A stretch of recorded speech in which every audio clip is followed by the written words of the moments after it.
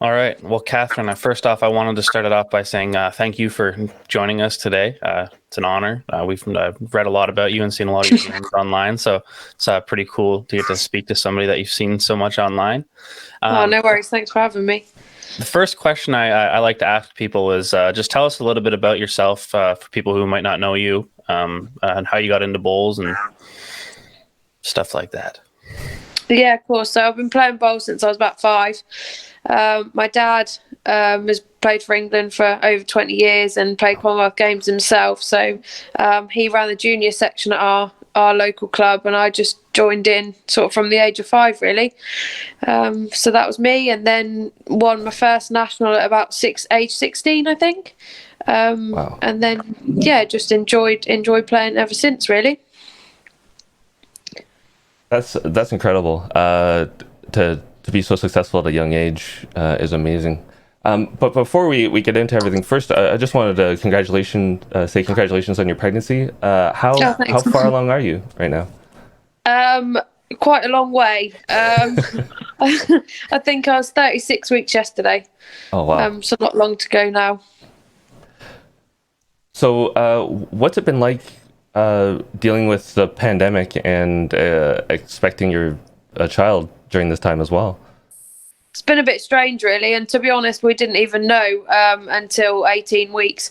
Wow. Anyway, so I'd sort of done half of it without even knowing, really. But yeah, it's been a little bit strange. Do feel like I've missed out on quite a lot of hospital appointments and classes and whatnot that you would usually go to, but they've been really good. NHS really looks after you over here, so have regular checkups and scans and appointments and whatnot. So yeah, not long to go, and a couple more hospital visits, and then should be there. Wow.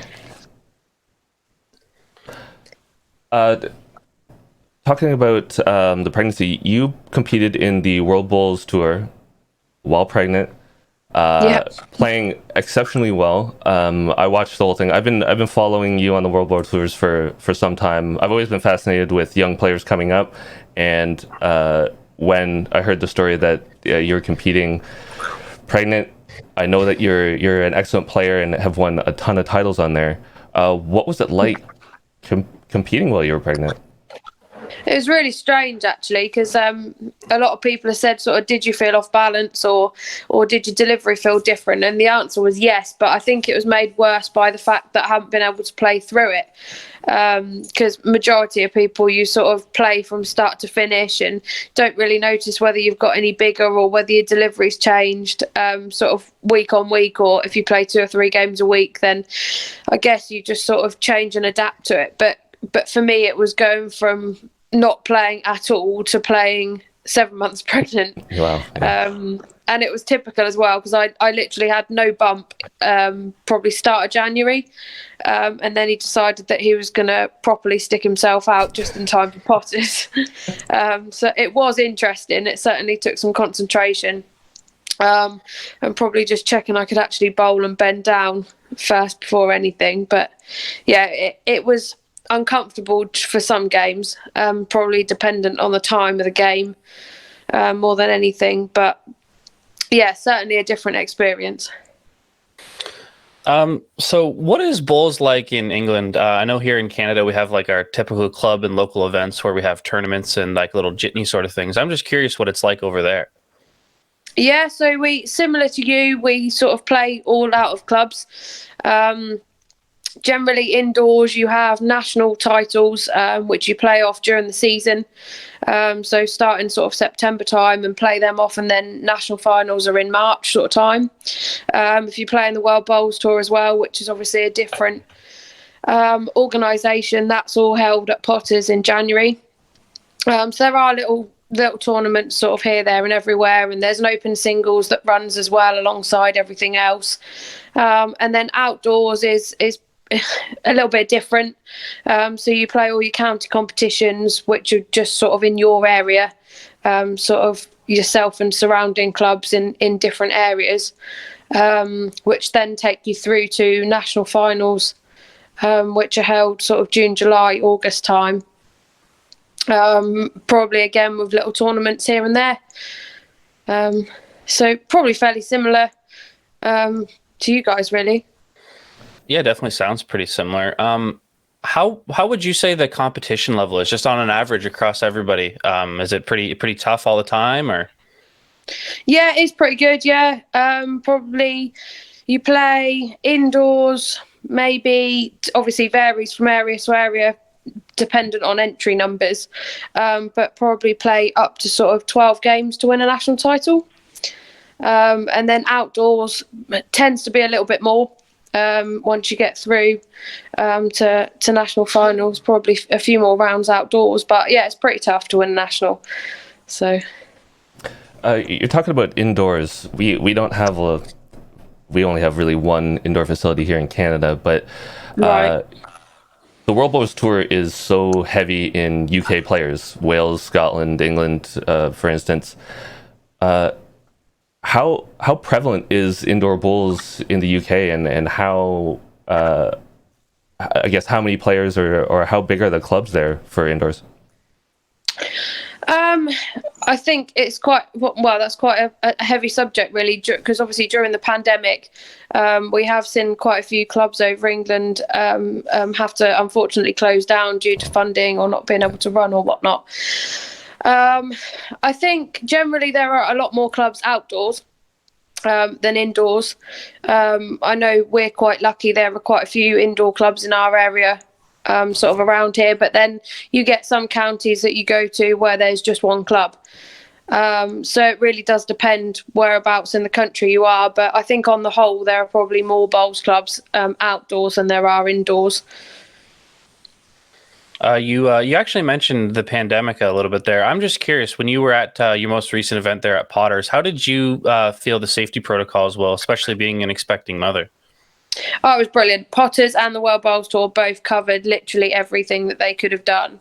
I think the World Bowls Tour spent hours and hours and hours having to plan all COVID sort of regimental procedures and make sure everybody had their own room, had their own bubbles, sort of dependent on who you were playing with and against, which was obviously really difficult because you don't know who you're playing with or against in different rounds. So they sort of bubbled us up at the start, dependent on who your first round draw was against. But I filled in for Darren Burnett in the pairs due to his injury with Stuart. So obviously was in with Stuart to start with, Stuart Anderson, and then came out of that and played the singles. But because I was in every event, it was really difficult. But they were so good, like around the resort in general. There was hand sanitizer everywhere. The bar was all laid out so everyone really could have their own table. But they literally covered everything, so it felt really safe. That's awesome. I know when the news came out that 2 people had actually tested positive, and you didn't really hear anything else. There's always that wonder of like, oh, you know, is something going to happen? Are there more people?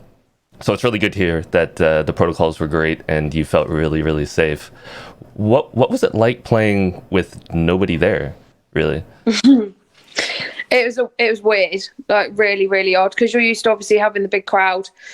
And I think you just had to, coming from not playing at all, it was as if you were starting again. And I certainly felt like concentration was such a massive thing because we haven't played competitive bowls for so long.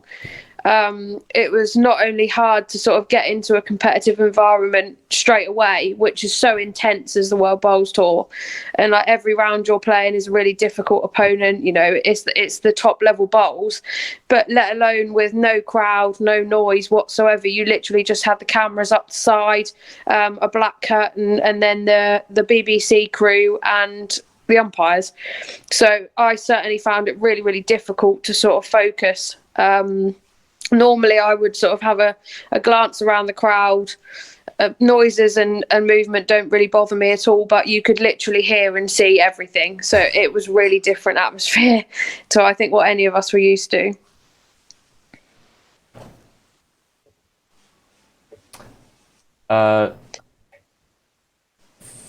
For the WBT, you won at such an early age. I think it was 18. Was it that you won your first WPT BT title? Yeah, it was. What was that experience like, and what do you attribute to your, I'll say, like, a fast rise? You don't usually hear age 18 and World Bowls Tour title in the same sentence. So what was it like winning that first one, and what do you attribute to your quick rise in bowls? I think it's hard, really, because for me, I'd been sort of attending national finals since the age of 13, really, and I represented England both indoors and outdoors from quite a young age. So I didn't maybe think, oh, this is at my depth or on another level or anything like that. And then when I obviously won it, people were like, oh, she's only 18.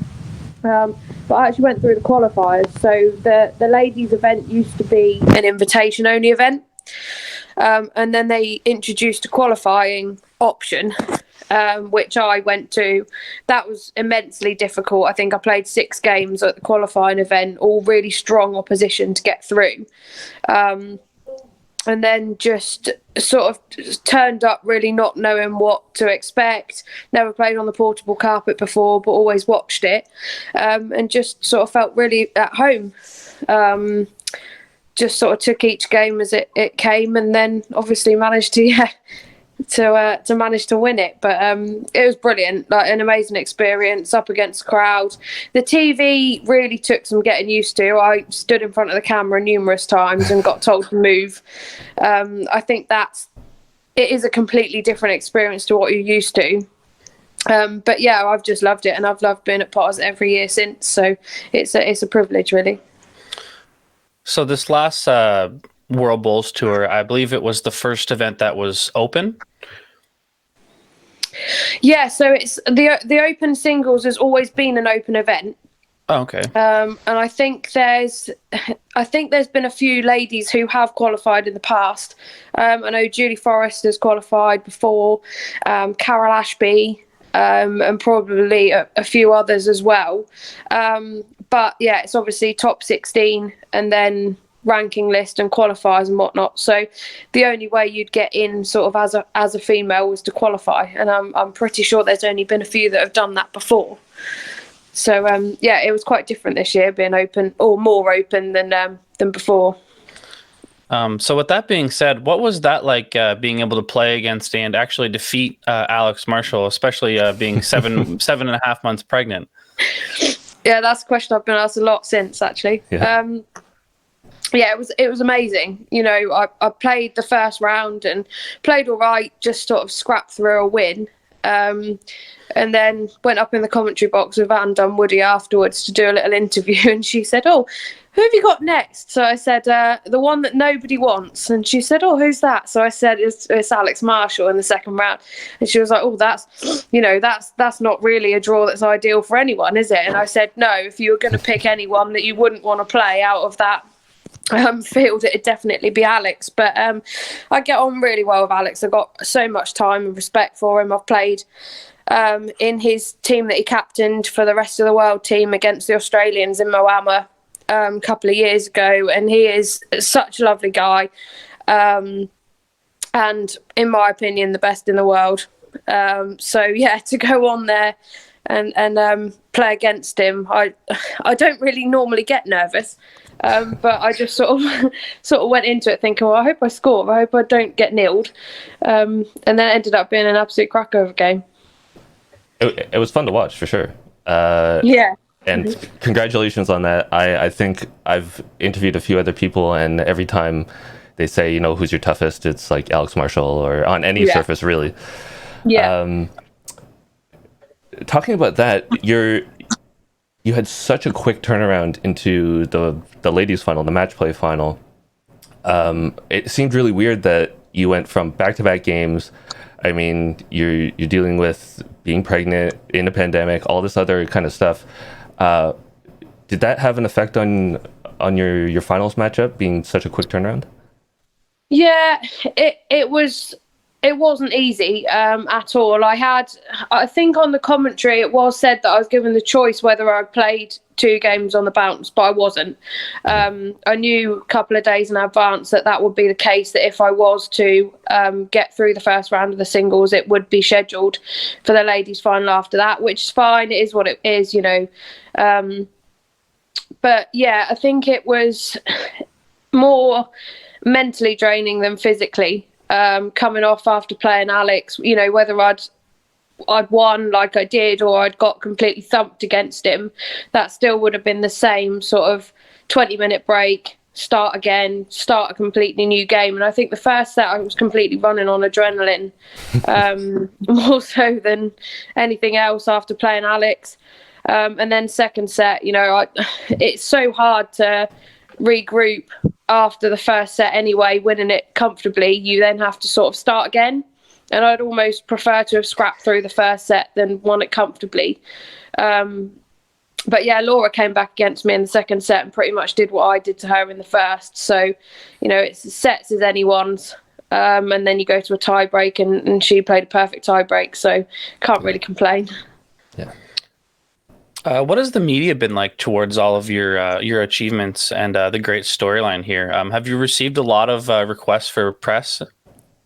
No, I did a few local bits on the news and whatnot, and did an interview for Bowls England as well on the game. But on the whole, I don't think bowls gets enough coverage. Obviously, there was last year, I don't know if you guys saw it or not, but there was quite a lot done on Nicky Brett's Wonder Bowl, which Nicky himself says wasn't actually that good.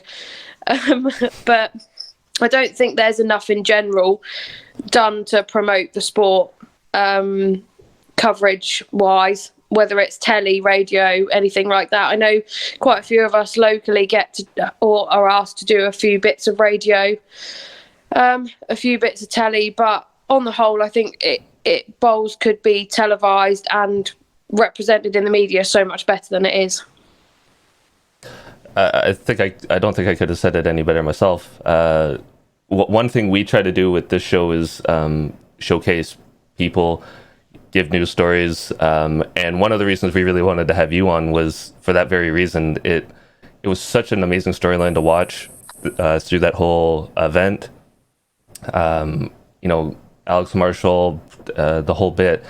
So we absolutely wanted to have you on the show, and we were so delighted when you decided to come on and do this. Talking about that, where you've had so much success, and I mean, especially this last round, do you think that there is much of a gap between the level of women's bowls and men's bowls? Yeah, I think there is, even though you wouldn't want to admit that there is. It's a really difficult one because hopefully, you know, Potters and what happened with it being more open and there being, due to unfortunate circumstances, really more ladies in the open draw, hopefully that will have really pushed it to the forefront that there are ladies that can compete against the men. Not many, and you know, I'll admit that myself, that there aren't many, but there are certainly a few that can compete with the top men, and the top 16 involved in the World Bowls Tour are 16 of the best in the world. I don't think that can be argued. Obviously, you'd put a lot of the Australians, Ryan Bester, some of the Canadians, some of the New Zealanders as well up there if you were picking, you know, your top 16 in the world. Right. But it all depends on people's circumstances, whether they can obviously play in the events or not. But yeah, I think it is a difficult one to touch on, and I think there is definitely an argument that women should want to compete against the men, and sadly a lot of time they don't. There are a few that you sort of say, well, you know, why don't you give it a go? And the philosophy is, well, we'll never beat them, we won't be as good as the men, but you know, if you don't try, you're not going to get there, are you? So I think the fact that myself, Ellen and Julie put on a fairly decent show, I think, at Potters will hopefully promote women's sport, or women in the sport, a lot better. Yeah, it was interesting to see that change of events. Were you surprised when you got picked to go into that open slot? Yeah, and I think it was really difficult for the World Bowls Tour as well. And I know they got a lot of stick. And a lot of people that actually kicked up a bit of a fuss about us being put into the draw. But, you know, like with the coronavirus and the situation, we were all tested shortly after Christmas and in the build up to actually travelling to Potters. And there is no way that the World Bowls Tour could have said with a week to go, you know, all right, Nikki and Darren have decided that they're not playing in the event. We're going to put 2 qualifiers in, or we're going to put 2 more people that are down the ranking list that haven't been tested. Right. And obviously it was good for us that we were involved. Not good that Nikki and Darren were obviously injured and couldn't play. But I think they made the best out of the situation that they could have done. And it certainly helped us, you know, from a women in sport point of view. And I think it was a good decision, keeping safety at the forefront more than anything. So, do you feel that women get their fair shake in the sport? Like, obviously, like you said before, we hear more about the big top bowlers being the men. I'm just curious if you think if it's a fair shake or not. I don't think women should be involved in it just because they're a woman. Like, maybe you could argue that it should be a mixed event, but then at the same time, my look is if you're good enough to be there, it doesn't matter whether you're male or female. And if you think you're good enough to be there, then prove it. You know, there shouldn't be however many women's spots available. I wouldn't feel happy, certainly not going in because I was female. I'd rather qualify against 5-6 men and get my place in there rather than be put in because, you know, it has to be a mixed event. But that doesn't say that there will never be a female winner of it. That doesn't say that you can go into competitions and men are always going to come out, you know, on top. But if you're good enough, it really doesn't, for me, matter whether you're male or female. Well said, yeah. Shifting over to another big event, World Bowls 2020. You were named to the team, and obviously, if anybody's been following the news, it's been postponed and delayed and postponed again, and the dates have shifted quite a bit. How excited were you to initially be selected to the World Bowls team for England, and then how has it been trying to deal with just these constant moving target dates? It's been really hard. I think the excitement of being involved in it and picked in the initial squad was just like, yes, we're going to Australia again. I absolutely love Broadbeach, love playing bowls in Australia. So for me, it's a dream every time I get to go over there. But then for it to obviously all be cancelled and the selection process to have started again, all of the planning and the uncertainty has been really, really hard to deal with from probably a training perspective. We haven't been allowed to play bowls. But yeah, just really hard to process, really. You look forward to an event and gear yourself up for it, and then all of a sudden it's cancelled and you've almost got to start again, really. So yeah, really hard. How tough is the selection process over in England? Yeah, it's difficult, really difficult. We have a lot of camps and a lot of weekends and a lot of training time for the selection process. So you have really got to prove yourself. We're linked up with Loughborough University, who are working really, really hard to sort of psychology-wise and fitness-wise get us ready and prepared for the games and whatnot, whether it's the Commonwealth or Worlds again. We've had a few weekends where obviously you're scored and marked on everything. So yeah, it's fairly grueling and fairly tough to get through. So, Katherine, you're only 25. You have a pretty impressive resume already with your Commonwealth Games success and your success in the World Bowls Tour. What's next for you? Just hopefully getting back to bowls, really. It's hard to know, really, isn't it? We're certainly optimistic about our outdoor season going ahead. I know our competitions start pretty much in May outdoors, so I think everyone's fairly optimistic with the guidance that we've been given that we'll be allowed to play again coming up into May. But I think it's just look forward to whatever's being run next, really, and getting back to it. Hopefully like to win a few more titles and get back to Australia and obviously the Commonwealth Games coming up as well, and selection for that. So I think it's just get back on the green as soon as possible. But what is your guys' plan? Are you restricted for playing at the moment, or how's it working? Yeah, we're in restriction. Our province, Ontario in Canada, is one of the heavier hit ones in the country. So we're in lockdown. Some other provinces are a little better off, but pretty much everybody's just waiting for the vaccines to roll out, and we're crossing our fingers that we can open our clubs and play a little bit. Yeah, I think it's the same for everyone, really, isn't it? Just cross your fingers and hope. Yeah, and the news is never super positive. There's always something bad in the news about the pandemic, so you gotta just be hopeful, I guess. Have you had many vaccines, or many people been vaccinated yet? Or I think it's been mostly a slow rollout for us. Our long-term care and nursing homes and older generation has been taken care of first, obviously, like most countries. For people like us, we're kind of on the low tier of the waiting list, just waiting to hear when those next levels of vaccination will actually roll out. Yeah, similar to us by the sounds of it. Yeah, that's what it's been like.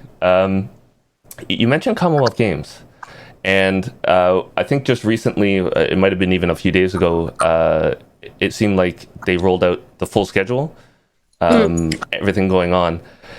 How excited are you to have that event in England? Oh, it's brilliant. Hopefully, having a home games and fingers crossed, and for selection processes and for selection for that. But to have the games at home is brilliant, both for the sport, I think, and obviously for us being a home nation. I was fortunate enough to play on the Gold Coast and seeing how the home crowd reacted to the Aussies on the green. Mm-hmm. And bowls over there is a completely different kettle of fish. You had people that had tickets for the rugby, I think, sat behind my mum and dad when they were out there, never watched bowls before, never been to live bowls before, and they absolutely loved it. And I think that was why it's so well received in Australia, that they're so sort of up for anything and getting involved with any sport. And fingers crossed that will be the same in Birmingham. And the exposure of the sport and the tickets that will be up for grabs for it will be just a way of promoting it, really, to people that don't know what bowls is about or have never seen it live before and just want some tickets for the games, really. I think they're promoting it really well by everything that we've heard media-wise. So yeah, hopefully get a lot of coverage on the telly and everyone get behind us as a home nation, really. Awesome. Yeah, that's fantastic. So obviously you're going to put yourself forward for selection for that. You seem hopeful. How do you think having a growing family is going to interfere with your bowls? I mean, you have a break now while it's going on, but what kind of future do you see with yourself there? Yeah, I think it'll be fine. There's quite a few of us that are in the selection process that are going to have young children. And sort of family support is a big thing. If you play bowls, you have to have the support of your family and whatnot, because if you didn't, they'd be like, and you were going out every night to bowls, they'd wonder where you were off to. But yeah, I think it'll be absolutely fine. My hope is just to get back on the green as quick as possible, and yeah, take it as I would sort of planned beforehand. I think everything's been a bit up in the air, and that probably adds to it a little bit. So yeah, we'll just see how it goes. Well, Luke, do you have anything else? No, I don't think I do. Cool. Well, Katherine, I can say you're an amazing ambassador for the sport, especially for England. The interview today was fantastic. I'd love to get your perspective on these things. As I said, I've been following your career for a while through the World Bowls Tour and what we can get here in Canada. And I think you're just an inspiration to young females, especially in the sport, and what they can do and where they can go. And it was just a friendly, nice chat that we had here, so it was fantastic. Yeah, thanks for having me. It's been a pleasure. All right. Thank you very much, and have a great rest of your day. You too. Take care. Take care.